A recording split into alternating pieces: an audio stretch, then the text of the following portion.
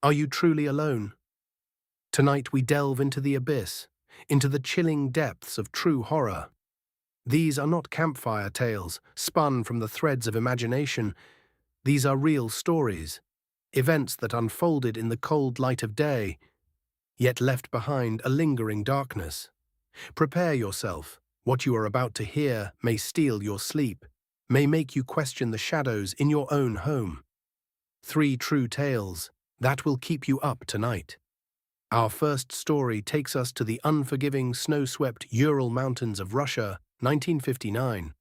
A group of experienced ski hikers, 10 young adventurers, led by the seasoned Igor Dyatlov, embarked on a challenging expedition to Otorten Mountain.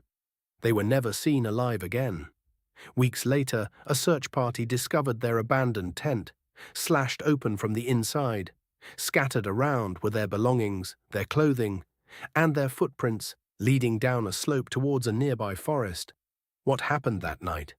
What drove these experienced hikers to flee their shelter in the dead of winter, half-dressed and terrified? The answer remains shrouded in mystery. The first bodies were found near a cedar tree, partially buried in the snow. They were wearing only their underwear and socks.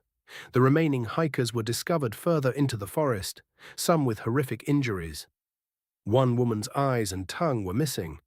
Another's skull was fractured, and yet there were no signs of a struggle, no indication of an attack by animals or other humans.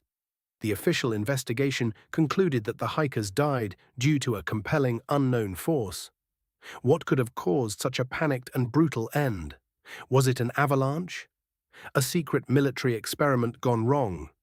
Or something far more sinister?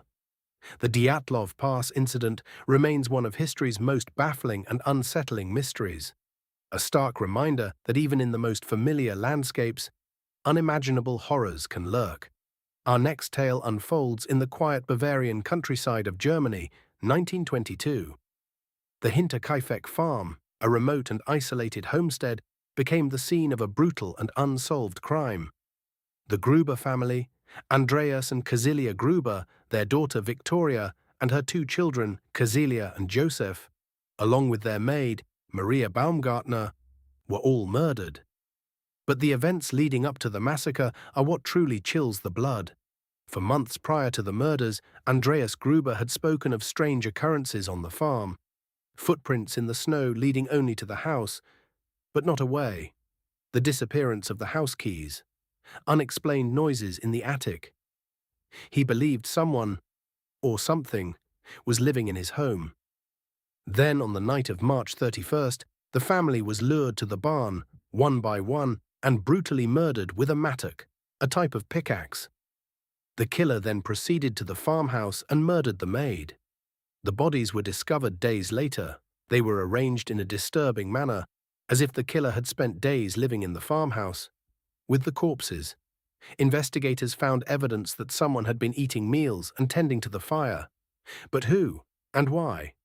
The Hinterkaifeck murders remain unsolved to this day. Was it a disgruntled neighbor, a deranged wanderer, or something even more disturbing? The possibility that a killer lived amongst the dead, undetected, is a haunting thought. Our final story ventures into the realm of the paranormal. In 1972, a group of parapsychologists in Toronto, Canada, attempted to create a ghost. They named their fictional spirit Philip, and meticulously crafted a biography for him. Philip was a 17th-century Englishman, a nobleman, who had died in a duel after being accused of treason. The group then began holding seances, attempting to contact Philip.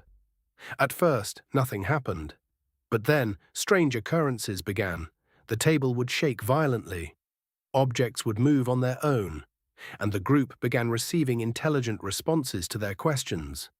Through a series of raps and table movements, Philip answered questions about his life, providing details that the group had never included in his fictional biography. The experiment became a sensation, but it also raised profound questions. Was Philip truly a spirit? Or was the group subconsciously creating these phenomena? Skeptics argued that the participants were engaging in ideomotor action, unconsciously moving the table themselves. But the group maintained that the responses they received were beyond their own knowledge.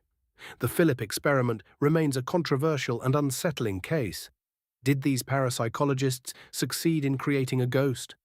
Or did they unlock something far more mysterious, something that defies explanation? It forces us to question the nature of reality itself and the limits of the human mind. What other entities might we unknowingly conjure? If the shadows have not consumed you yet, check out our sister channels, RichMind, where we dive deep into the psychology behind fear and the darkest corners of the human mind, and Rich Movie for breakdowns of the most terrifying films ever made. Links in the description. Did these stories unsettle you? Did they stir something within the darkness of your own thoughts? Then let us know in the comments below. Like this video, if you dare. Subscribe to RichHorror and strike the bell icon to be alerted when we next plumb the depths of the abyss. Sleep well, if you can. The shadows are always watching.